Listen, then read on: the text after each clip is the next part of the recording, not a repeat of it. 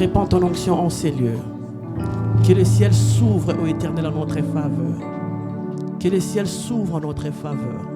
Seigneur, tu connais nos cœurs, tu connais nos problèmes, tu connais nos soucis, tu connais nos angoisses. Mais Seigneur, ce matin, un seul mot viendra de toi, nous donnera la solution. Un seul mot viendra de toi, nous donnera les réconforts. Et nous les croyons. Et nous les croyons. Et nous les croyons. C'est par le nom de Jésus que nous disons tous Amen. Est-ce que le Saint peut acclamer? Est-ce que le Saint peut acclamer? Nous bénissons l'Éternel pour ce qu'il ne cesse de faire dans nos vies. Alléluia. Je ne cesserai de le dire quand tu te réveilles et que tu vois que tu es en vie. Bénis l'Éternel. Alléluia.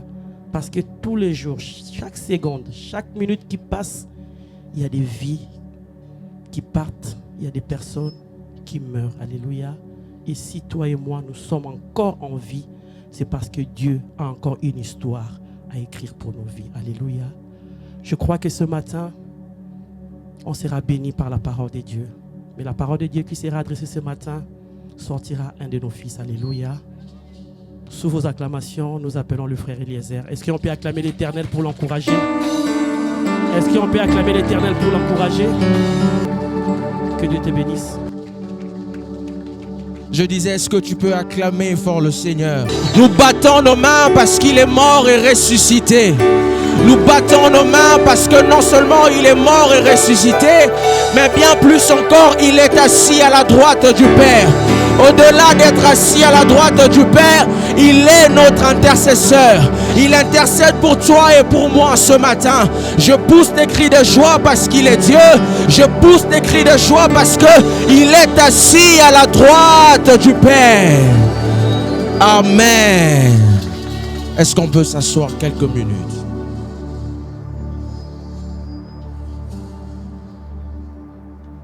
Ce matin, je voudrais dire merci à Dieu pour toi qui es là ce matin, pour vous qui vous êtes déplacés de vos maisons jusqu'ici en ce lieu. Je bénis Dieu pour votre présence. Si vous n'êtes pas là, il se peut que nous aussi ne soyons pas là. Les musiciens, les prédicateurs, les modérateurs, c'est parce que vous êtes là que nous sommes là. Et ce matin, j'aimerais bénir Dieu pour la vie de notre mère qui a été bénie pendant ces 3 dimanches. Moi, j'ai fortement été béni. Et je ne sais pas, dimanche dernier, qu'est-ce qu'il y avait en ce lieu. Je prie que cette onction coule sur moi ce matin parce que c'était très fort en ce lieu. Est-ce que nous pouvons honorer Dieu pour la vie de notre mère, sa servante, s'il vous plaît? Est-ce que quelqu'un peut bien honorer Dieu? Tu acclames. Est-ce que tu peux honorer Dieu pour la vie de sa servante? Merci beaucoup. Merci. Merci. Je ne peux pas commencer ces instants sans dire merci à Dieu pour la vie de notre Père. Lui qui ne cesse d'être là pour nous, qui ne cesse de nous coacher, qui ne cesse de s'aimer en nous pour que nous puissions nous tenir devant vous. Et nous ne pouvons pas manquer de bénir la vie de notre Père. Est-ce que nous pouvons juste acclamer le Seigneur pour sa vie? Amen. Et ce matin, permettez-moi d'honorer comme ça. J'aimerais honorer tous les serviteurs qui défilent ici jour et nuit, dimanche après dimanche, vendredi après vendredi, qui travaillent pour l'avancement de l'Église. Est-ce qu'on peut acclamer le Seigneur pour tous les serviteurs de la chapelle El Roi? Gloire à Dieu. Ce matin, nous allons encore parler de la récolte et nous sommes dans notre mois de Dieu ou rien. Et ce matin, par la grâce de Dieu, nous allons encore parler de ce thème. Depuis le premier dimanche, maman, elle a introduit avec ce thème de Dieu ou rien. Et le premier dimanche, elle a posé le décor où elle parlait au commencement, c'est Dieu. Et elle disait, lorsque Dieu est au commencement, Dieu veut être au centre de toutes choses. Au-delà du fait qu'elle ait dit que Dieu devait être au centre de toutes choses, elle a insisté sur le fait que Dieu a besoin que nous qui sommes enfants de Dieu puissions établir une relation de père et fils. Et à partir de là, elle a enchaîné dimanche dernier, elle nous a parlé de Anne, où elle disait il faut persévérer dans la présence de Dieu. Celui qui veut vivre la récolte dans cette année doit persévérer dans la présence de Dieu. Elle disait que Anne ne regardait pas tout ce qu'il y avait tout autour d'elle. Elle persévérait dans la présence de Dieu. Et pendant qu'elle parlait, ce jour-là, j'étais en train de me dire, Anne, elle avait tout. La Bible dit, Anne, son mari lui donnait la double portion de ce qu'avait sa rivale Pénina. Mais Anne avait tout ce qu'il fallait. Mais il lui manquait une seule chose. Et cette chose qui lui manquait n'était pas parce que les hommes avaient décidé. Ce n'était pas parce que les médecins avaient décidé. Mais c'est l'Éternel qui l'avait décidé. Et j'étais en train de me dire, il se peut que ce matin, quelqu'un ait tout ce qu'il faut. Tu manges, tu bois, tu dors. Mais tu as ton écharpe que tu portes chaque matin. Tu as ta charge que tu portes chaque jour. J'aimerais te réconforter en te disant ce matin, l'Éternel ne t'a pas oublié. Il se peut qu'on se moque de toi, mais j'aimerais te dire, ce que tu traverses n'est pas méconnaissable aux yeux de Dieu. Et j'aimerais insister en disant, dans le dépôt des dieux, ce dont tu as besoin n'est pas encore terminé. Il y a encore toute une réserve. Si quelqu'un croit ce matin, est-ce que tu peux acclamer le Seigneur?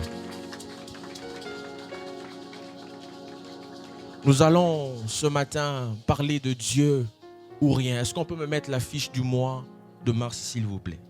Nous allons parler de Dieu ou rien. Je veux continuer dans ce même élan que a eu à parler maman pendant ces 3 dimanches. Le thème de ce mois, c'est Dieu ou rien. Alors, lorsque j'étais en train de méditer pendant toute cette semaine, depuis la semaine dernière, j'ai vu qu'il y avait Dieu, il y avait ou, il n'y avait rien. Ici, lorsque j'étais en train de méditer, je finis par comprendre que c'était un choix qu'il fallait faire. Dieu ou rien.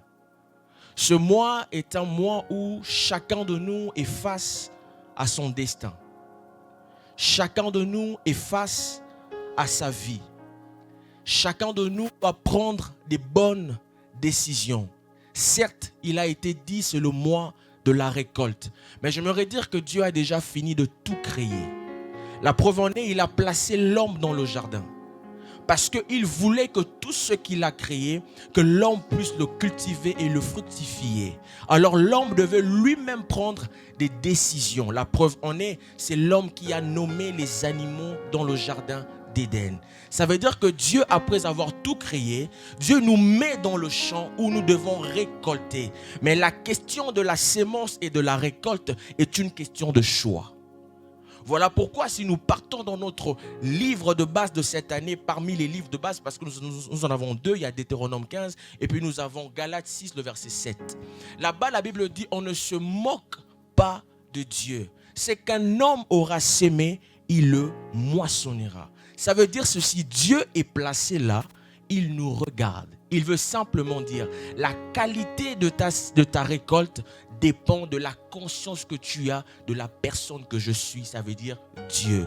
Il dit, on ne se moque pas de Dieu, c'est que l'homme aura semé, il le moissonnera. Est-ce que quelqu'un est avec moi ce matin? D'où je disais, Dieu ou rien. C'est un choix.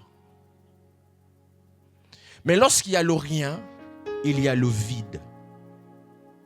Dieu ou rien. Ce qui est rien est inexistant. Ce qui est rien n'a pas de nom. Mais on nous met Dieu qui est au commencement, comme a dit maman il y a 2 dimanches passés. Ce matin, je me dire à quelqu'un, le choix t'est donné. Soit c'est Dieu, soit c'est rien. Ce matin, tu es face à ton destin. Le but de mon message ce matin est que quelqu'un comprenne que Dieu doit être là en tout et pour tout. Dieu doit prendre la première place en tout et pour tout. C'est Dieu ou rien. Et lorsqu'on parle de rien, je disais on parle du vide. Mais ce matin, j'aimerais que nous soyons un peu humains, parce que nous sommes humains. Mais ici, le rien ne parle pas seulement du vide, mais ça parle de tout ce qui peut se trouver sur la terre qui n'a pas de la valeur, ou encore qui n'a pas plus de valeur que la personne de Dieu. D'où la Bible dit que servirait-il à un homme de gagner tous les trésors de ce monde et s'y perdait son âme. Le rien ce matin, c'est ton travail. Le rien ce matin, ce sont tes finances. Le rien ce matin, c'est ton foyer. Le rien ce matin, c'est ce à quoi tu es attaché. Le rien ce matin, c'est ce que tu connais, que tu n'arrives pas à lâcher. Le rien ce matin, c'est tout ce que tu maîtrises. Mais ce matin, le choix t'est donné. Soit c'est Dieu, soit c'est tout ce que tu connais, que tu n'arrives pas à lâcher. Quel choix fais-tu ce matin? À quoi servirait-il à un homme de gagner tous les trésors de ce monde s'il perdait son âme? C'est à ça que je voulais d'abord nous faire comprendre ce matin. Dieu ou rien. Où places-tu Dieu ce matin? Quelle est la place que Dieu a dans ton cœur? Quelle est la place que Dieu occupe dans ta maison? Quelle est la place que Dieu occupe dans ta famille? Nous allons lire Genèse 1, le verset 1 à 3. Genèse chapitre 1, verset 1 à 3. Au commencement, Dieu créa le ciel et la terre. La terre était informe et vide.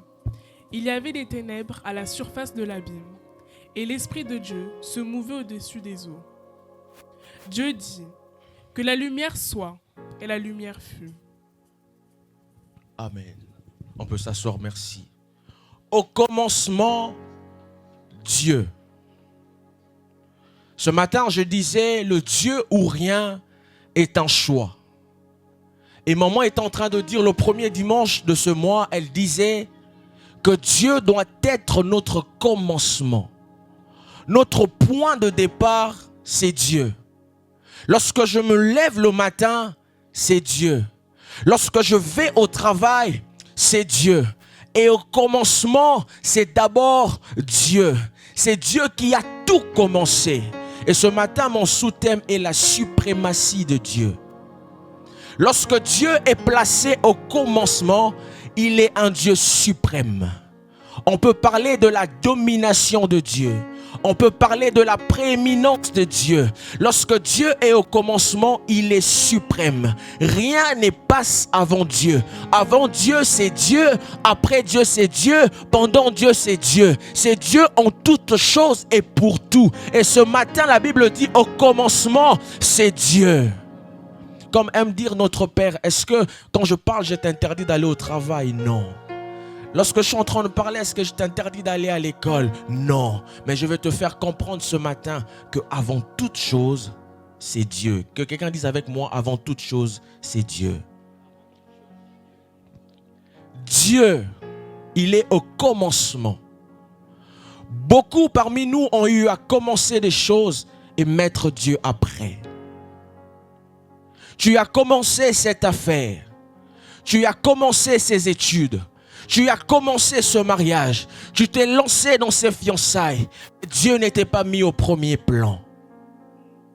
La Bible dit, celui qui bâtit sans l'Éternel bâtit en vain. Là où Dieu n'a pas commencé, il se peut qu'il n'entre pas au milieu. Mais comme il est miséricordieux, il peut entrer. Mais avant qu'il n'entre, tu vas d'abord connaître des dégâts. Parce que celui qui bâtit sans l'Éternel bâtit en vain. Et Jacques, je crois, le dit encore mieux. Celui qui a commencé en vous cette bonne œuvre la rendra parfaite. Ça veut dire la perfection de ton travail, de ton foyer, de ta famille dépend de comment tu as mis Dieu au premier plan. Si Dieu n'est pas au premier plan, il se peut que la finalité soit chaotique. Et ce matin, est-ce que lorsque tu as commencé ce projet, l'Éternel était avec toi? Est-ce que ce matin, lorsque tu as commencé ce projet, est-ce que tu as consulté, tu as cherché la vie de Dieu? Allez, avec des films que nous regardons, nous voyons souvent que ceux qui sont dans des maisons occultes, avant de faire quoi que ce soit, ils doivent consulter. Ceux qui sont dans des maisons occultes, avant même de bouger un peu, ils doivent consulter. Premièrement, pourquoi? Parce qu'ils savent qu'il y a des lois qui régiment ce monde. Ça veut dire qu'avant que je ne fasse quelque chose, je dois consulter qu'on me donne l'aval. Ceux qui sont de ce monde sont prêts à tuer avant de commencer une affaire. Ceux qui sont de ce monde ont même des pratiques Je parlerai de pratiques traditionnelles.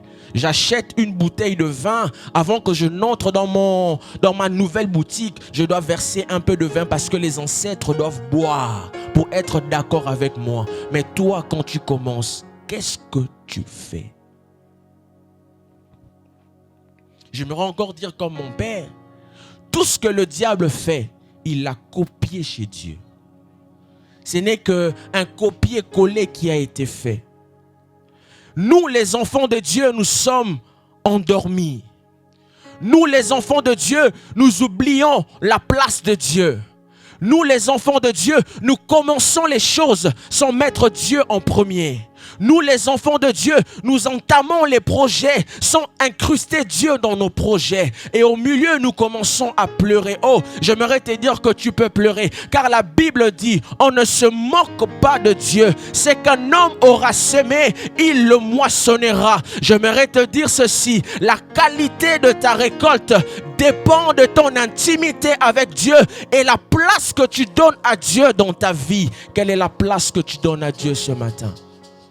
Lorsque Dieu est suprême, il veut prendre la première place. Lorsqu'on parle de la suprématie, on parle de la domination. Si Dieu ne domine pas, qui domine chez toi? Si Dieu ne domine pas, qui domine dans ta famille?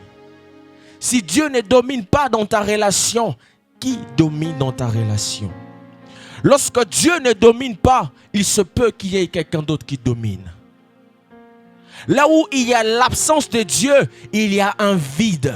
Et là où il y a le vide, il se peut que l'ennemi puisse s'incruster. Parce que la Bible dit, l'ennemi ou encore l'ange du diable, il campe tout autour de nous. Ça veut dire qu'il cherche qu'un vide. Il ne cherche qu'un passage où entrer. Et lorsqu'il sentira qu'il y a le vide, il n'y a pas Dieu, il va s'incruster. Ce matin, quelle est la place que tu donnes à Dieu? Je suis en train de répéter les mêmes choses pour que tu comprennes. Soit c'est Dieu, soit c'est rien. Et lorsque tu choisis Dieu, tu dois savoir que Dieu, il est suprême. Dis avec moi, Dieu est suprême. Je reprends encore ce que je disais. Au commencement, Dieu. Ce matin, j'aimerais emmener quelqu'un à comprendre que Dieu prend la première place.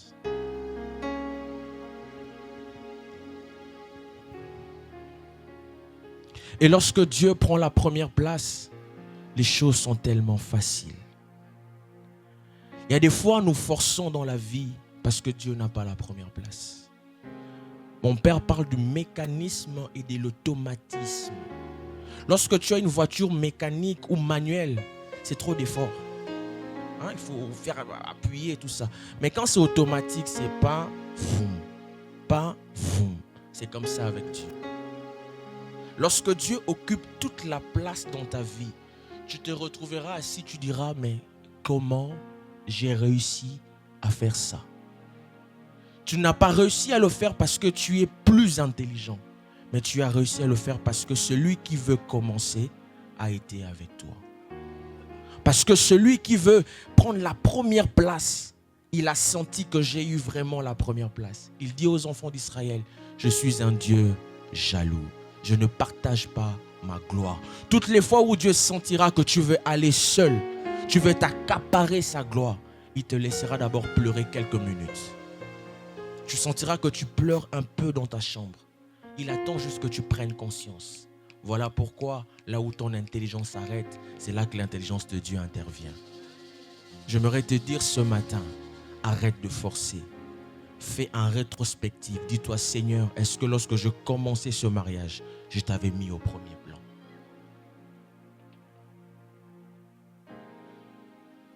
Ce matin, j'aimerais peut-être parler de moi.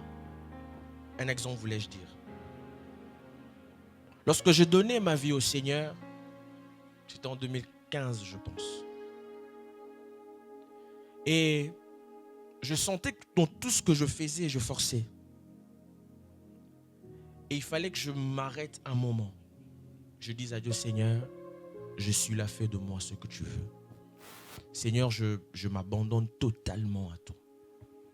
Après que j'ai fait cette prière, j'ai juste veillé à ce que je marche un peu dans les voies du Seigneur, parce qu'on apprend tous les jours. Et après que j'ai fait cette prière, de toute ma vie, je n'ai plus jamais rien forcé. J'ai fini par comprendre que Dieu nous regarde, il nous observe, il regarde comment tu fonctionnes, il regarde comment tu réfléchis. Même lorsque tu ne dis pas les choses, il est au plus profond de ton cœur. Il sait que celle-là, celui-là, si je lui donne ce qu'elle cherche, ce n'est pas pour ma gloire, c'est pour sa propre gloire. Il va d'abord attendre. Lorsque Dieu n'a pas la première place, nous serons en train de souffrir. Je lève ma main ce matin. Je viens déclarer que l'Éternel entre dans ta maison. S'il est entré dans la maison d'Obed-Édom pendant 3 mois et il a changé sa maison, je déclare ce matin que le Dieu de la première place, que le Dieu du commencement, il fait son entrée ce matin. Les portes de ta maison lui sont ouvertes. Il entre, il s'installe, il opère comme il veut, il travaille comme il veut, il te donne un témoignage et tu sors de ce mois étant béni, rempli de bénédictions, rempli de paix, rempli de joie avec la puissance du nom de Jésus. Il veut prendre la première place, Dieu. Lorsque Dieu a la première place, on ne force plus. Allez-y demander à Anne. Anne montait tous les jours à la montagne à la prière. Elle déposait les holocaustes. C'est ce que Anne savait qu'il fallait faire. Elle savait que si je monte tous les jours à la montagne, je pars prier, je pars déposer des offrandes, certainement l'Éternel va m'exaucer. Mais un matin, elle a changé de stratégie. Elle n'est pas seulement allée sur la montagne, mais ce jour, la Bible dit, Anne ne parlait plus. J'aimerais dire à quelqu'un, il y a plusieurs stratégies que tu connais de Dieu, mais Dieu attend que tu changes ta façon de faire. Anne était juste à genoux, allongée, elle ne parlait plus. La Bible dit, lorsque le prophète arrive, elle dit, femme, tu es ivre. Elle ne parlait pas, elle pleurait seulement. Ça s'appelle de la contemplation. Il arrive un moment où change ta façon de prier. Il arrive un moment, regarde un peu, Seigneur, je fais ça, je fais ça, je fais ça. Qu'est-ce que tu m'inspires en cette période? Lorsque Dieu est au commencement, il marche avec toi. Il se peut qu'à un moment, tu sentes comme s'il est caché. Non, il n'est pas caché. Il a juste changé la position. Il veut que tu quittes là pour aller là. Mais pour quitter là, pour aller là, il faut que tu aies les bonnes informations. Ce qui nous manque dans nos relations, ce sont des informations. Oh, je suis en train de voir ce jeune homme appelé Jaébet. La Bible dit, sa mère l'a conçu dans la souffrance. Mais il se regarde et il dit, non, moi je ne resterai pas dans la souffrance. Désormais, je prie l'Éternel. Si tu me bénis, si tu étends mes limites, j'aimerais dire à quelqu'un en ce matin, il se peut que Dieu ait été au commencement avec toi, mais il a changé de position. Toi aussi ce matin, change de position. Le Dieu de la récolte est le Dieu qui marche avec nous et il ne nous a pas abandonnés. Je parle de la suprématie de Dieu. Il veut régner. En lingala, on dit en chinois, alingiko dondwa. Lorsque toi, tu veux dondwa à la place de Dieu, Dieu va se fâcher. Il est un Dieu jaloux. Lorsque Dieu est suprême, 4 choses à retenir ce matin.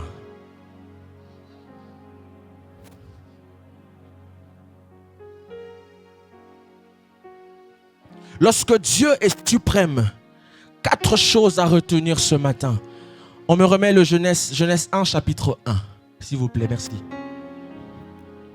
Lorsque Dieu est suprême, 4 choses. La première des choses, il engage son nom. Lorsque tu choisis Dieu ou rien, il s'établit dans sa suprématie. Et lorsque Dieu s'établit dans sa suprématie, la première des choses, il engage son nom.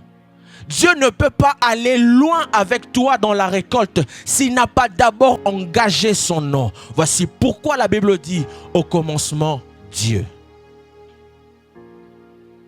Dieu, avant de créer les cieux et la terre, la première des choses, il engage d'abord son nom.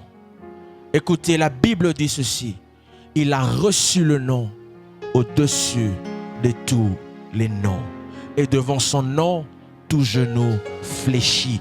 Et toute langue confesse que Jésus est Seigneur. Ce qui nous manque, ça veut dire qu'avant de commencer une affaire, nous engageons d'abord nos relations. Et attendez, je vais appeler, je connais quelqu'un. Non, ne connais pas d'abord quelqu'un.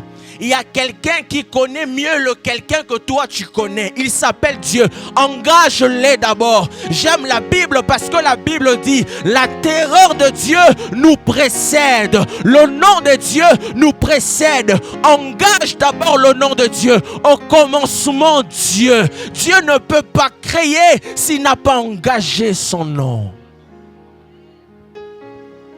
Genèse chapitre 22, le verset 16, pour que j'explique mieux ce que je viens de dire, s'il vous plaît. Genèse chapitre 22, verset 16. Yes. Et dit, je le jure par moi-même, parole de l'Éternel. Arrête-toi là. Ici, l'Éternel parle à Abraham. Il est en train de travailler avec Abraham, afin qu'Abraham comprenne qu'il est celui par qui Israël doit sortir. Mais pendant qu'ils sont en train de cheminer, Abraham se pose des questions. Mais Dieu dit, je le jure par moi-même. Ça veut dire que Abraham, là où tu es en train de partir, ton chemin est balisé. L'affaire que je t'envoie faire, ne crains rien.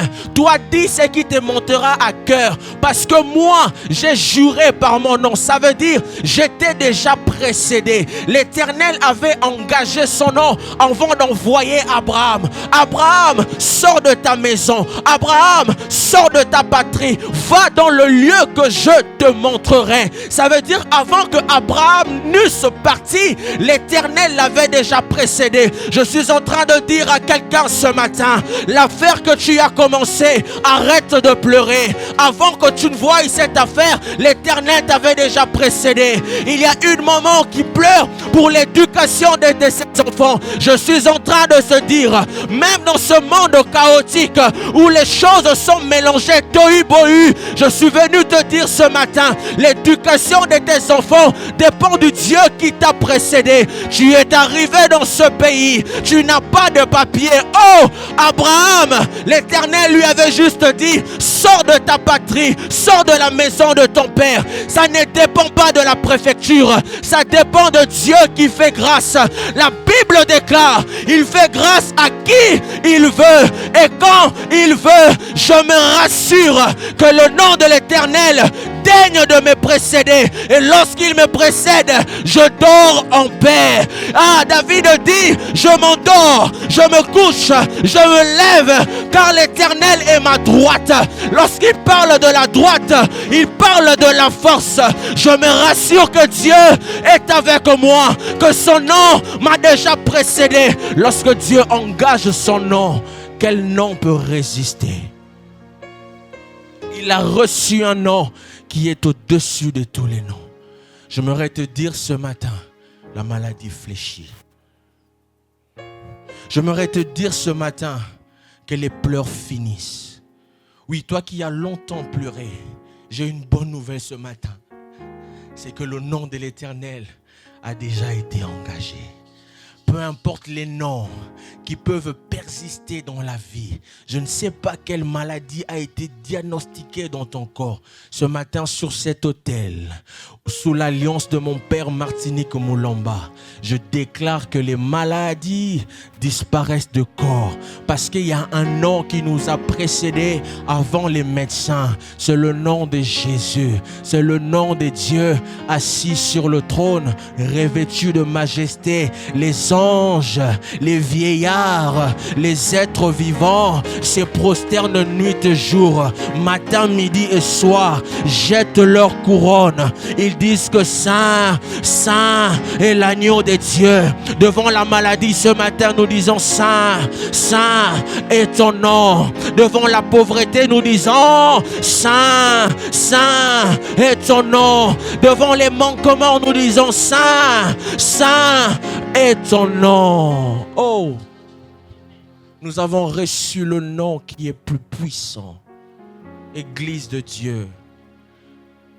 Lorsque j'ai conscience que c'est Dieu ou rien, lorsque j'ai choisi Dieu, je sais que Dieu a établi sa suprématie. Et lorsqu'il établit sa prééminence, sa dominance, il engage son nom. Arrête de pleurer ce matin. Dieu est Dieu. Car ses yeux parcourent la terre et ta main, et sa main est sur toi ce matin. Il dit, je jurai par moi-même, parole de l'Éternel, parce que tu as fait cela et que tu n'as pas refusé ton unique fils. Ici, je reviens sur ce que je disais. Abraham n'a pas regardé à ses intérêts. Il a donné ce qu'il avait de plus précieux. Il savait, même si je donne Isaac, l'Éternel qui m'a envoyé, celui donc qui est suprême et son nom m'a précédé, me donnera un autre Isaac. Est-ce qu'on peut acclamer le Seigneur? Il a fait ce qu'il devait faire parce qu'il savait que le nom de Dieu l'a précédé. Ce matin, je me redire à quelqu'un, n'aie pas peur de perdre ce que tu as de plus précieux pour Dieu. On a dit c'est Dieu ou rien. Et lorsque Dieu est suprême, il nous demandera quelquefois des choses coûteuses. Je te dis, Seigneur, si je te donne ce que j'ai maintenant, je perds tout. J'aimerais te dire, tu ne perds rien. Avec Dieu, soit on gagne, soit on gagne. Avec Dieu, on ne perd rien. Car il dit, je vous remplacerai les années qu'ont dévoré les sauterelles. Avec Dieu, on gagne, soit on gagne. On ne perd pas. Il est question de le mettre en avant. Dieu engage son nom. La deuxième des choses, Dieu engage son esprit. Genèse 1, verset 2. On repart là-bas, s'il vous plaît. Dieu engage son esprit. Lorsque Dieu est là, il a déjà envoyé son nom. Dieu doit commencer à travailler. Mais Dieu n'est pas un humain. Dieu a une autre manière de fonctionner. Il ne fonctionne pas comme toi et moi. Dieu est un esprit. Lorsqu'il envoie son nom, afin de faire trembler d'autres noms, il envoie son esprit. La Bible dit ceci. Au commencement, Dieu créa les cieux et la terre. S'il vous plaît. La terre était informe et vide. Il y avait les ténèbres sur la surface de l'abîme et l'esprit de Dieu. Dieu doit commencer à créer. Il engage son nom. Mais il ne se limite pas à engager son nom. Dieu sait que sur la terre, la Bible dit le ciel est le ciel de Dieu. Mais la terre, il a donné aux hommes. Mais sur la terre qu'il a donnée aux hommes, il y a quelqu'un qui domine, c'est le diable. La Bible le dit, c'est le diable qui domine. Mais alors, si je dois créer, il y a un esprit qui erre, il y a un esprit qui peut dominer sur les hommes. Qu'est-ce que je dois faire? J'envoie mon esprit. Il veut créer, il envoie son nom, ensuite il envoie son esprit. L'esprit de Dieu se mouvait au-dessus des eaux. Dieu veut commencer à créer, mais il envoie son esprit. Allons-y dans Ézéchiel chapitre 37, le verset 12 à 14. Permettez-moi de lire à chaque fois comme ça pour que nous puissions comprendre ce que nous sommes en train de dire. Ézéchiel chapitre 37, 12 à 14. Ézéchiel chapitre 37, verset 12. Prophétise donc et dis-leur, ainsi parle le Seigneur, l'Éternel. Voici, j'ouvrirai vos sépulcres, je vous ferai sortir de vos sépulcres, ô mon peuple, et je vous ramènerai dans le pays d'Israël. Et vous saurez que je suis l'Éternel. Lorsque j'ouvrirai vos sépulcres et que je vous ferai sortir de vos sépulcres, ô mon peuple, je mettrai mon esprit en vous. Je t'arrête là. Vas-y, tu peux continuer là. Et vous vivrez. Tu t'arrêtes là. Je mettrai mon esprit en vous et vous, vous vivrez. Avant que l'Éternel ne mette son esprit en eux, qu'était ce peuple? Qu'est-ce qu'étaient ces hommes? Je disais, lorsque Dieu est suprême, lorsqu'on comprend que c'est Dieu ou rien, il engage son esprit. Et ici, il dit, je mettrai mon esprit en vous et vous, vous vivrez. La question que je me suis posée lorsque je méditais, avant qu'il ne mette son esprit dans les hommes, qu'est-ce qu'étaient les hommes? J'aimerais attirer l'attention de quelqu'un maintenant ce matin. Job dit, en réalité dans l'homme, c'est l'esprit de Dieu. C'est le souffle du Tout-Puissant. En hébreu, on parle de roi. Le souffle de Dieu. Si Dieu ne met son esprit en toi, en moi, nous sommes vides. Il y a des fois, nous sommes malmenés. Il y a des fois, nos maisons entrent dans le trouble. Il y a des fois, nous venons à l'église, mais nos vies ne changent pas. Il y a des fois, nous venons prier et nous sortons. Rien ne s'améliore parce qu'au-dedans de nous, nous sommes vides. Le diable n'a pas peur de toi parce que tu viens le dimanche à l'église. Le diable ne peut pas t'attaquer parce que tu viens les vendredis au culte. Le diable ne peut pas t'attaquer que lorsque en toi, il trouve qu'il y a un feu. Lorsque Dieu est suprême, il engage son esprit. Ce matin, l'esprit de Dieu est en ce lieu. Mais il faut que tout un chacun puisse le désirer. Je mettrai mon esprit en vous et vous, vous vivrez. Lorsque quelqu'un n'a pas l'esprit de Dieu en lui, il est vide. Il peut être malmené. Il y a papa qui nous raconte souvent une histoire. Je crois qu'il a déjà raconté ça ici. Mais je crois qu'il a déjà raconté ça ici. Je ne sais plus, mais je vais essayer de raconter. Il dit, il y a un monsieur qui travaillait avec un Libanais. Il s'occupait de la caisse. Il était à la caisse. Oui, c'est comme ça. Il était à la caisse. Et ce monsieur, c'est lui qui prenait à chaque fois la recette de la journée ou de la semaine. Il partait mettre à la banque. Il avait pour habitude de le faire.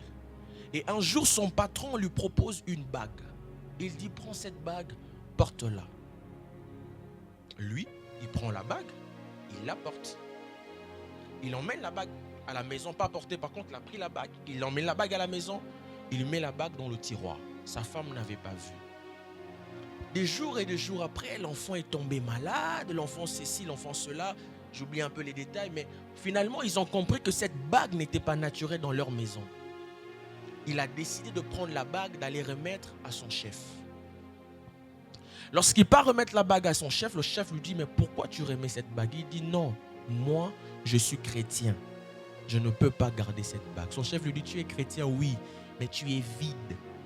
Prends ça, protège-toi. Il dit, non, moi, je suis chrétien, je ne peux pas prendre ça. Il dit, oui, je sais, mais tu es vide. Il dit, je suis chrétien. Est-ce qu'il y a des chrétiens ici? Il dit, je suis chrétien. Le patron dit, oui, tu es chrétien, mais tu es vide. Il insiste, il dit, ok, il n'y a pas de souci, donne-moi la bague.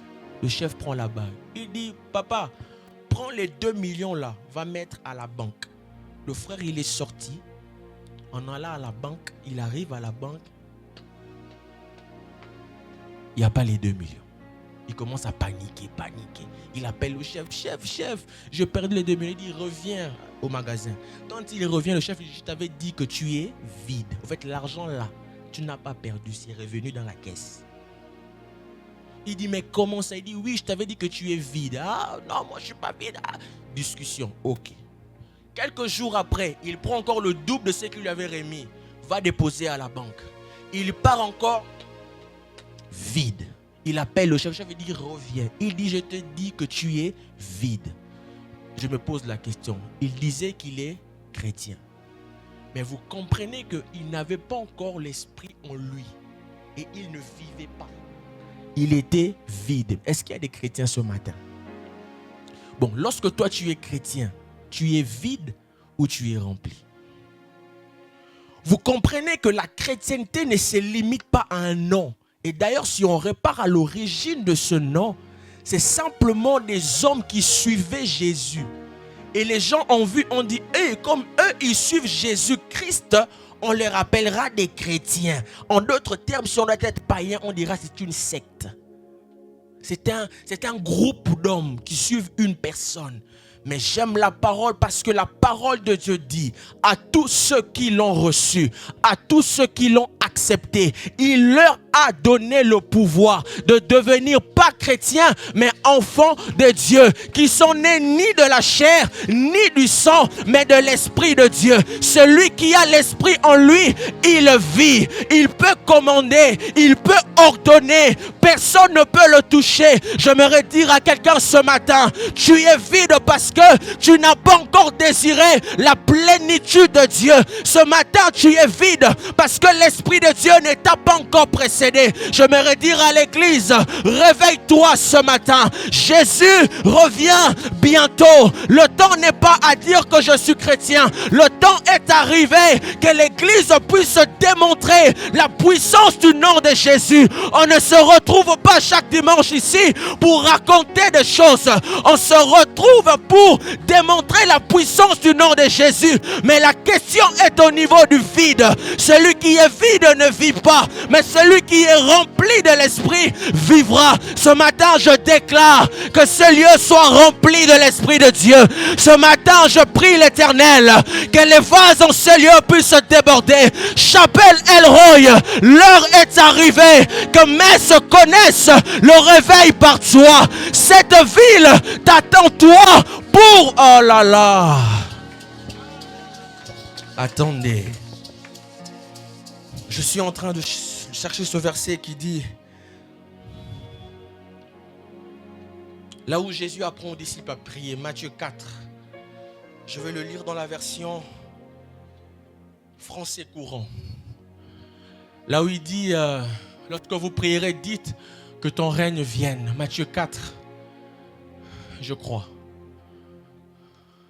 6 ou 4. 6. Je crois que je suis déjà dans les versets 11 et 12, quelque chose comme ça. À partir de 9.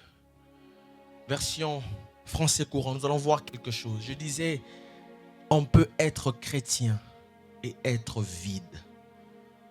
Il y a des fois, tes enfants dorment, ils font des cauchemars parce que ta maison est vide. Il y a des fois, tu dors, tu te sens étranglé parce que ta maison est vide. L'ennemi a la capacité d'entrer, de sortir. Il fait tout ce qu'il veut parce que la maison est vide. Oh Dieu, j'aimerais dire à quelqu'un ce matin, rassure-toi que le feu du Saint-Esprit demeure dans ta maison. Je me réveille le matin, même lorsque je suis fatigué de prier, je dirais, Seigneur, en ce lieu, c'est toi qui règnes, personne d'autre. L'Esprit de Dieu. On n'arrive pas à trouver? Merci.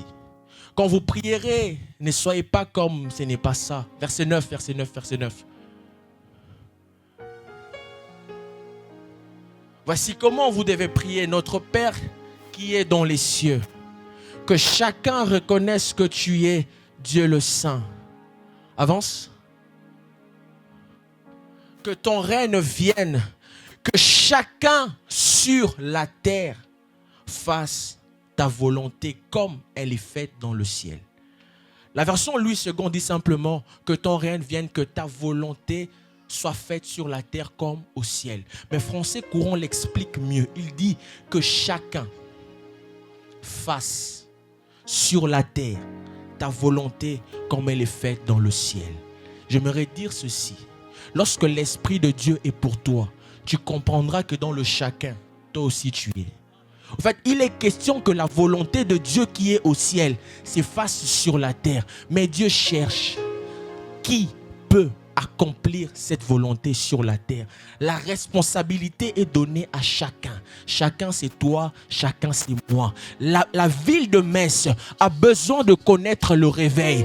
Il n'est pas temps de dire, ah, dans cette ville, mais non, c'est fini. Lève-toi, dis par moi, les vies doivent être sauvées. Dans cette ville, le réveil de Dieu soit entré. C'est parce que nous n'avons pas encore compris que la puissance, l'Esprit de Dieu nous a précédés. Il nous a donné la capacité de ramener les choses du ciel sur la terre, que nous sommes encore en train de dormir. Cette année, le Père a dit, opération évangélisation. Tu dors, tu te réveilles, tu dis, moi, je dois faire déborder celui. C'est une affaire de chacun. Si chacun ne prend pas conscience, les choses du ciel resteront au ciel. Mais or que le souhait de Dieu est que les choses du ciel viennent sur la... Maintenant, ça viendra par qui? Nous sommes chrétiens? Avons-nous reçu l'Esprit de Dieu? Nous sommes vides ou remplis? Si tu es rempli, ça bouillonnera en toi. Que chacun fasse la volonté de Dieu sur la terre comme elle est faite dans le ciel. Troisième point. Lorsque Dieu est suprême, lorsque l'homme comprend que c'est Dieu ou rien, Dieu engage sa parole. Excusez-moi, je repars dans Genèse chapitre 1, le verset 3, je crois. Lorsque Dieu est suprême, il engage sa parole.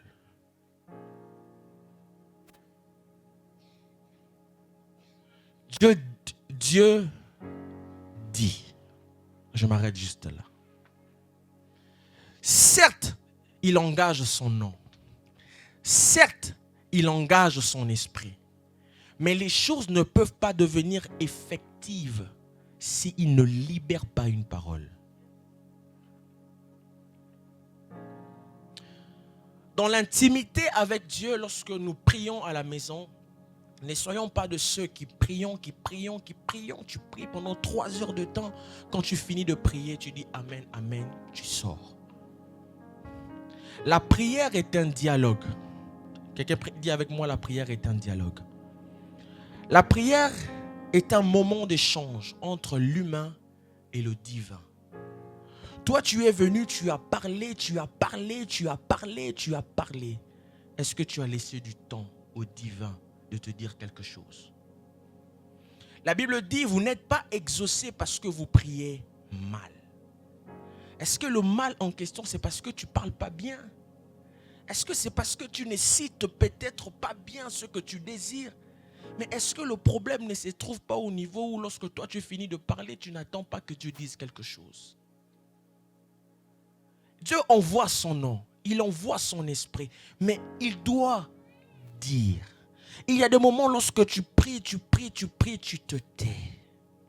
Comme Anne, elle se tait. Et là, tu entendras Dieu te parler par une voix audible. S'il ne te parle pas par une voix audible, il peut t'envoyer un ange. Il peut t'envoyer quelqu'un. Même la musique que tu es en train d'écouter pendant que tu pries, tu sentiras que cette phrase qui vient de sortir maintenant, ça c'est Dieu qui vient de me parler. Dieu dit. Est-ce que toi tu laisses Dieu parler? Ou toi tu pries, tu pars? Dieu a besoin de te dire des choses. Il est intime. Dans l'intimité, on se raconte des histoires. Dans l'intimité, je te dirais, hé Marco, tu vois, j'étais là-bas. Hé Marco, raconte. Hé Marco, dis-moi quoi? Marco. Je ne dis pas que Dieu est notre co. La Bible dit, il est notre ami. Mais il a besoin de nous dire des choses. Pourquoi tu es pressé de sortir de la présence de Dieu?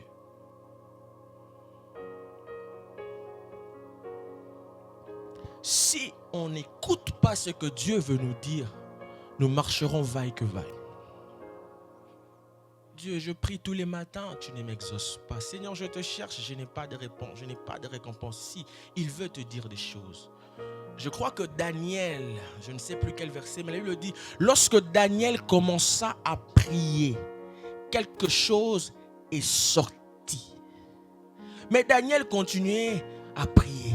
Il priait seulement. Il priait jusqu'à ce que l'ange lui dise, frère, tu vois, quand tu avais commencé à prier, ta bénédiction était déjà arrivée. Mais en fait, ça a été bloqué. Est-ce que Daniel avait laissé l'espace à Dieu pour écouter?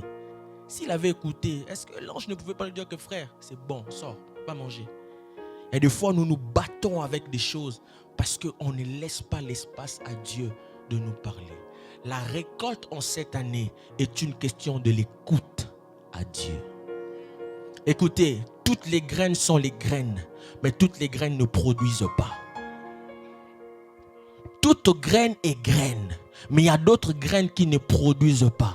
Et d'ailleurs, Dieu dit ceci: laissez l'ivraie et le blé pousser ensemble. Il se peut que dans ton champ, qu'il y ait l'ivraie, qu'il y ait le blé. Mais il faut que l'Éternel puisse te souffler, te dire: ma fille Marianne, au fait, ici, là, ne prends pas l'ivraie parce que c'est l'ivraie. Attends le blé, tu prendras le blé. Si tu ne laisses pas l'espace à Dieu de te parler, tu seras en train de récolter tout et n'importe quoi. Et en fin de compte, tu seras en train de pleurer.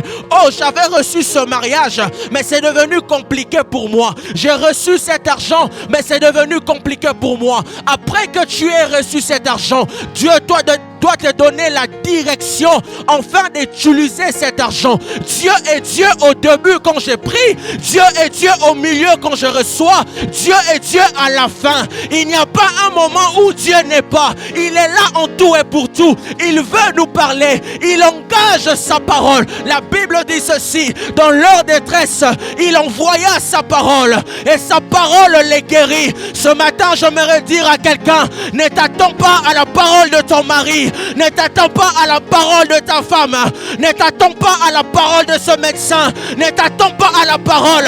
J'aimerais même dire à quelqu'un ce matin: si les diagnostics étaient négatifs, je viens lever ma main ce matin. La Bible dit: dans leur détresse, dans leur maladie, il envoya sa parole et la parole les guérit. Je libère sous l'onction de mon Père, oh, la parole de la guérison, l'onction de la restauration, l'onction du parachèvement. Je libère ce matin la puissance de Dieu. La parole de Dieu vient changer les données. La parole de Dieu vient transformer les pleurs en cris de joie. Dans leur détresse, il envoya sa parole et la parole les guérit. Il s'agit de Dieu. En cette année de la récolte, on ne se moque pas de Dieu. Ce que l'homme va s'aimer, c'est ce qu'il va moissonner. Et je disais, la qualité de la graine que tu as entre tes mains, c'est l'Éternel qui connaît. Tu possèdes plusieurs graines entre tes mains, mais l'Éternel sait que si tu... Vous savez, un homme peut avoir plusieurs projets. On peut réduire s'il vous plaît, c'est trop fort ici. Un homme peut avoir plusieurs projets, merci. Tu peux avoir plusieurs projets. Mais de mon petit parcours, ce que j'ai compris, en ayant plusieurs projets, c'est bien. Mais il faut détecter dans tous les projets quel est le projet porte qui ouvrira les autres portes. Je peux avoir plusieurs projets, c'est bien. Mais je commence par quoi? Les gens se mélangent un peu les pinceaux parce qu'ils veulent commencer tout et n'importe quoi. Dans tous les projets que nous avons, il y a toujours un projet qui va ouvrir la deuxième porte au projet, la troisième porte. Au fait, ça va commencer automatique, Mais le premier projet peut être très difficile. Mais je sais que si j'ouvre ça, la deuxième porte, la troisième porte va s'ouvrir. C'est comme ça avec Dieu. Lorsque je sais entendre, il y a un homme qu'on a appelé Néhémie. Néhémie doit aller bâtir. Il y a les murailles de Jéricho qui se sont écroulées. Néhémie doit aller bâtir. On appelle Néhémie, on dit à Néhémie: Néhémie, les murailles se sont effondrées. Tu dois venir reconstruire. Elle lui dit: Néhémie alla dans la présence de Dieu.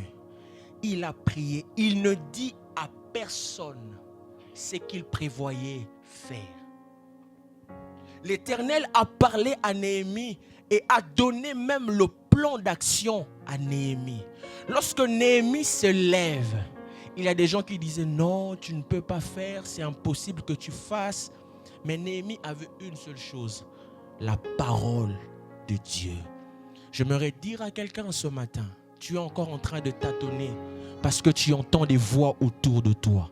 Mais ces voix peuvent se taire que si tu as la parole de Dieu. Quelqu'un me pose la question, c'est quoi la parole de Dieu? La parole de Dieu, ce sont les promesses de Dieu. La promesse dit ceci, tu es la tête et non la queue. La promesse dit ceci, 1000 tomberont à tes côtés, 10 000 à ta droite, tu ne seras pas atteint. La promesse dit ceci, mon serviteur montera, il montera bien haut. Lorsque je me lève le matin, je me regarde, je dirai comme David, oh, je te bénis Seigneur de ce que tu m'as créé. Je suis une belle créature. Je n'attendrai pas que les hommes me disent, je porte en moi la parole de Dieu. J'aimerais dire ceci, je suis la caisse ambulante des promesses de Dieu. Lorsque à gauche de sa ferme, je me rappelle de la parole. Il a dit, on te fera la guerre, mais on ne te vaincra pas. Si on me fait la guerre, je regarde à ce côté. Tu as dit, tu marcheras avec moi. C'est sa parole. Quelle parole que tu portes dans ton cœur ce matin. En cette année de la récolte, ouvre juste une petite fenêtre à Dieu. Dis à Dieu, je veux t'entendre un peu plus. Celui qui a la voix de Dieu sera comme un fou. Même lorsque tout le monde ne te comprend pas, tu traces. Je ne suis pas sapeur, mais j'aime les sapeurs. Et ils marchent comme ça. C'est-à-dire que vous me regardez, que vous ne me regardez pas, je suis bien habillé, je trace. Toi, tu ne traces pas parce que tu n'as pas un soubassement. La parole de Dieu. Il y a un homme que j'aime beaucoup, je crois que c'est mon personnage préféré de la Bible, il s'appelle Pierre. Jésus dit à Pierre, toi, tu me trahiras. Il dit non Seigneur, je ne peux jamais te trahir. Mais il arrive que Pierre trahisse Dieu. La différence entre Judas et Pierre, c'est que Pierre avait une promesse que Dieu avait insérée dans sa tête. Il avait dit à Pierre, sur toi, je bâtirai mon église. Lorsque Judas vend Jésus, il arrive dans le temple, il commence à culpabiliser. Mais il n'a pas un soubassement. Il est que face à lui-même, il se pend, il meurt. Mais lorsque Pierre arrive, il commence à culpabiliser. Mais il se rappelle que le maître lui avait dit, Pierre, tu me trahiras. Et il dit non. Jésus lui dit non, tu ne me trahiras pas parce que tu es mauvais, mais c'est parce que la promesse doit s'accomplir. Et sur toi, je bâtirai mon église. J'aimerais dire à quelqu'un ce matin, arrête de culpabiliser. Tu portes une promesse en toi. L'Éternel a les projets de paix, de bonheur et non de malheur. Tu portes une promesse en toi. Sois différent des Judas. Ne va pas te pendre.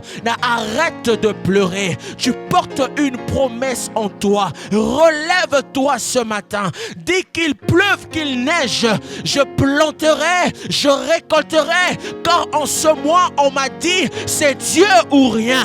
Et si je suis dans le corps de Dieu, Dieu ne me laissera pas. Parce que je porte une promesse de Dieu. Est-ce que quelqu'un peut acclamer le Seigneur? Jésus. La quatrième des choses, Dieu engage son trône. Dieu engage son trône. Quand je parle du trône, je parle de la royauté, je parle de la puissance et surtout je parle de la fidélité de Dieu. Parce que le trône de Dieu est soutenu par sa fidélité. Le jour où Dieu essaye de mentir ou de devenir infidèle, son trône va s'effondrer. Ce qui fait la différence entre les dieux de ce monde et notre Dieu, c'est qu'il est fidèle. Depuis le commencement, ce qu'il avait dit, c'est ce qu'il est en train d'accomplir. Voici pourquoi la Bible dit, il n'est pas un homme pour mentir, ni un fils de l'homme pour se repentir. Ce qu'il dit, il l'accomplit. Dieu engage son trône. Que ton règne vienne sur la terre. Dieu doit envoyer son règne pour venir établir sa suprématie. Dieu, lorsqu'il veut dominer, il envoie son règne. Ce matin, j'aimerais dire à quelqu'un que le règne de Dieu est dans ta maison. Tu ne t'en rends peut-être pas compte, mais le règne de Dieu est dans ta maison. En ce mois de Dieu ou rien, pendant ces 30 jours, nous sommes en train de prier tous les soirs. Et ce que tu fais n'est pas en vain. J'aimerais rassurer quelqu'un que le règne de Dieu est dans ta maison. Et le Dieu qui te voit prier, pleurer tous les jours, il est fidèle. Même en ses promesses, même les promesses qu'il t'a faites que tu as oubliées, Dieu ne les a pas oubliées. Il est sur le point de faire une nouvelle chose. Vous pouvez lire Psaume chapitre 61, le verset 7.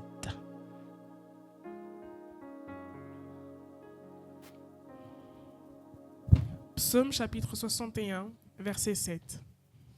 Ajoute des jours au jour du roi, que ses années se prolongent à jamais. Continue. Continue. Qu'il reste sur le trône éternellement devant Dieu. Fais que ta bonté et ta fidélité veillent sur lui. Ici, c'est le roi. Mais la Bible dit qu'il reste sur le trône éternel devant Dieu. Fais que ta bonté et ta fidélité veillent sur lui. Dieu établit un roi. Lui-même, il envoie son trône. Et sa fidélité doit veiller sur lui. J'aimerais dire à quelqu'un ce matin, ce n'est pas ton mari qui veille sur toi. C'est Dieu qui veille sur toi. C'est la fidélité de Dieu qui veille sur toi. Oh, je viens de comprendre que ce matin, la fidélité de Dieu ne se limite pas seulement dans ses promesses. Même Dieu, dans sa fidélité, il veille. Le Dieu qui est fidèle, celui qui porte, pour ceux qui ont regardé, ça s'appelle comment la série là? La série que j'ai regardée là. Prison Break, merci. Maman, permets-moi, l'année dernière quand j'avais prêché, j'étais célibataire. Mais cette année, Dieu m'a fait grâce, je reviens, je suis marié. Je bénis Dieu pour cela. Merci beaucoup. Lorsqu'on regarde Prison Break, il y a un homme qui avait un élément important, ça s'appelait Scylla. Tout le monde le cherchait. Voulait récupérer juste cette cime. C'était une cime comme ça qu'on devait récupérer. On le poursuivait. Jusqu'à un moment donné, il a commencé à donner les ordres. Si vous voulez ça, gardez-moi, protégez-moi, faites-moi. Au fait, j'aimerais dire à quelqu'un ceci. En toi, tu portes la vie de Dieu, la vie Zoé. En toi, tu portes le nom de Dieu. En toi, tu portes la sémence de Dieu. Ça veut dire que Dieu, dans sa fidélité, va veiller sur toi. Lorsque tu dors, même lorsque tu n'as pas prié, Dieu veillera sur toi. Parce que tu n'es pas seulement un chrétien, mais tu es un enfant de Dieu, rempli d'esprit de Dieu. Dieu veillera sur toi. Dieu te gardera à ton départ. Il te gardera à ton arrivée. Même lorsque tu n'as pas prié avant de dormir, l'Éternel veillera sur toi. La question est de porter quelque chose de Dieu en toi. Tu ne feras pas d'effort. Il va te garder. Tu deviendras l'œuf de Dieu. On va te garder. Tu ne dois pas beaucoup tomber parce que tu portes quelque chose pour le monde. Qu'est-ce que tu portes?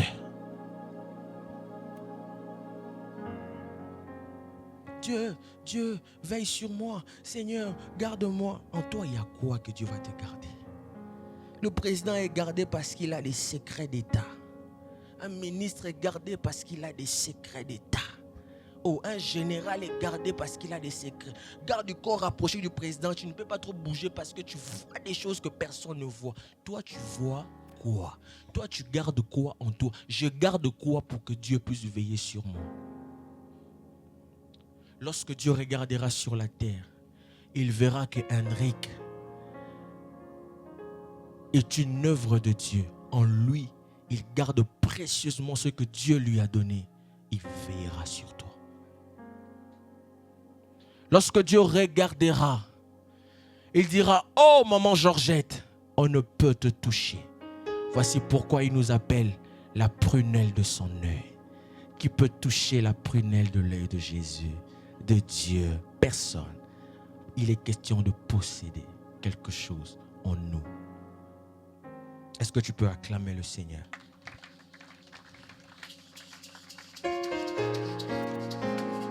Je vais terminer par ici.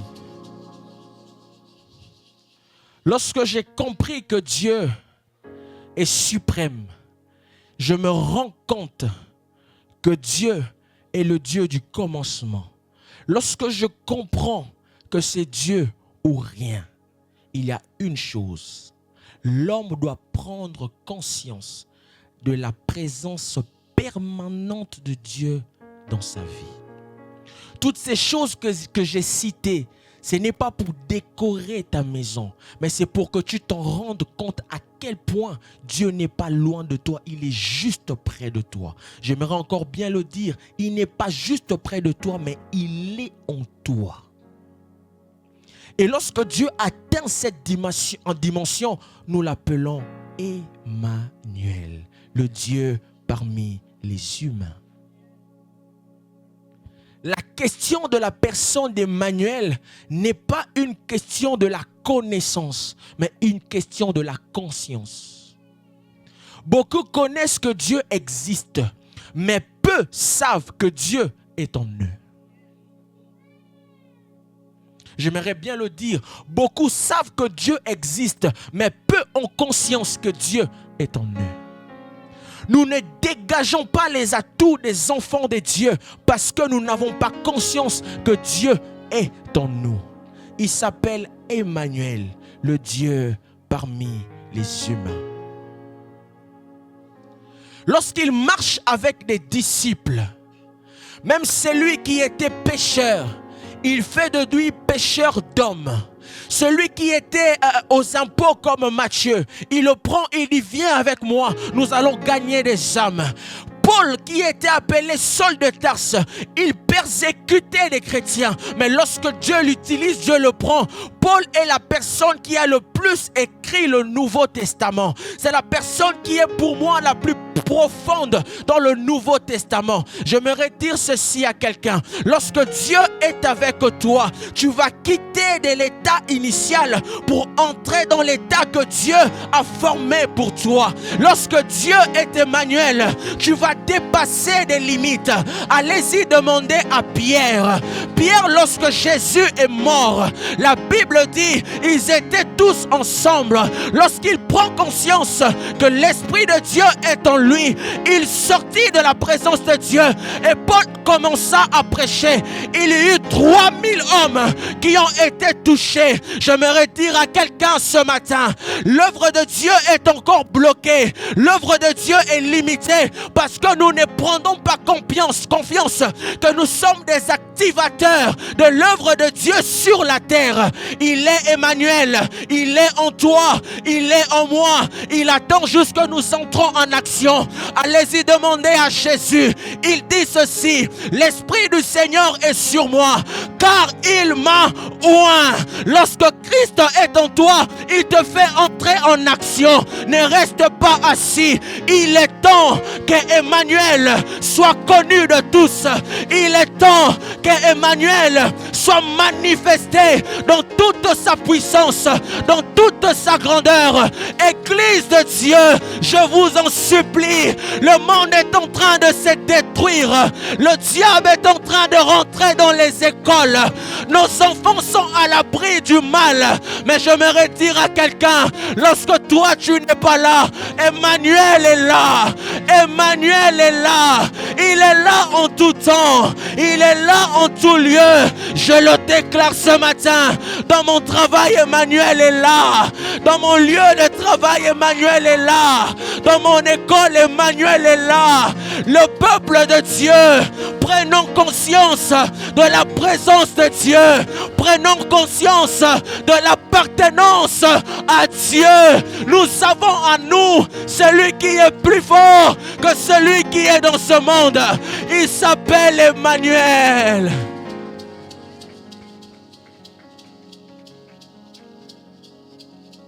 La récolte est possible.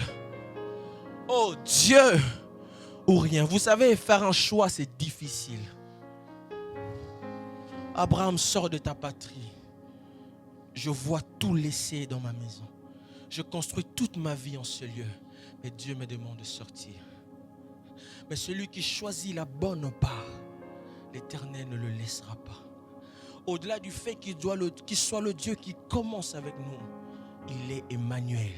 Il se rassure que ce que j'ai commencé, je dois le finir. Et ce matin, je m'arrête par là. Matthieu chapitre 22, le verset 37. Lorsqu'Emmanuel est avec nous, lorsqu'Emmanuel est là, il faut prendre conscience. Matthieu chapitre 22, verset 37. Jésus lui répondit, « Tu aimeras le Seigneur, ton Dieu, de tout ton cœur, de toute ton âme et de toute ta pensée. » Amen. Je peux t'arrêter là, merci. Tu aimeras l'Éternel, ton Dieu, de tout ton cœur, de toute ta force, de toute ta pensée. Lorsque j'ai conscience que Emmanuel est là, l'homme a une part à faire. L'homme doit se donner entièrement. Au-delà de se donner entièrement, je vais parler de l'intentionnalité. Être intentionnel dans ses gestes, dans sa façon de faire. Être intentionnel veut dire faire des choses avec volonté. Il y a des gens pour prier, on doit le forcer. Il y a des gens pour venir à l'église, on doit le forcer. Il y a des gens pour, je ne sais pas, payer la dîme, on doit te forcer. C'est parce qu'il n'y a pas encore la prise de conscience de la personne d'Emmanuel au milieu de nous. Je prends l'exemple d'un enfant. Vous savez, un enfant, un fils que je suis, il y a des choses que je ne peux pas faire quand mon père est là. Juste quand il est là. Et comme moi je suis un bon blédard, un africain, et des fois ma mère n'a même pas besoin de parler, juste son regard, je comprends que, arrête tout là, arrête tout là. En fait, la présence permanente d'une figure parentale m'empêche de faire certaines choses sans qu'on me le dise. Celui qui a conscience que Dieu n'est pas loin de lui, il est là avec lui, il y a des choses qu'il ne fera pas. Et il y a des choses qu'il fera automatiquement parce qu'il y a des yeux qui me regardent. Si nous, on peut avoir peur de nos patrons, si pas peur, mais si on peut respecter nos patrons, si on peut craindre nos maris, nos femmes, on ne peut pas faire ci et ça. Est-ce que nous nous rendons compte à chaque fois où nous n'avons pas respecté la parole de Dieu? Comment avons-nous attristé Dieu? La récolte est une question de la prise de conscience que Dieu est juste à côté de moi. Il dit dans Galates, on ne se moque pas de Dieu. Pourquoi il commence par on ne se moque pas de Dieu? Ça veut dire que ce que tu es en train de s'aimer, ce que tu es en train de faire, il y a quelqu'un qui va te juger à la fin. Il veut attirer notre attention sur la présence permanente de Dieu qui a ses yeux fixés sur la qualité de notre sémence. Dieu est là. Dieu ou rien. Dieu est suprême. Il a l'œil fixé sur nous. Il est juste à côté de nous. Et ce matin, il dit, tu aimeras le Seigneur ton Dieu de tout ton cœur, de toute ton âme, de toute ta force. En d'autres termes, tu vivras pour Dieu, avec Dieu et par Dieu.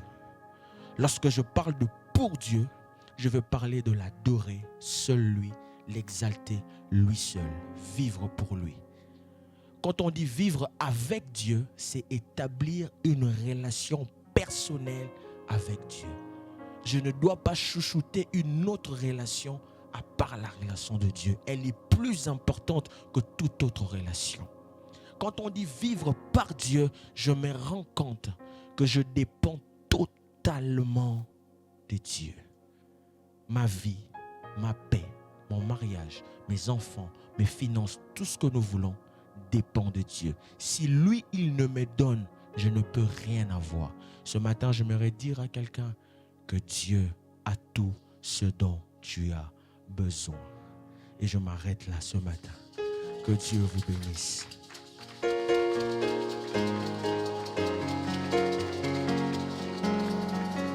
Que Dieu vous bénisse.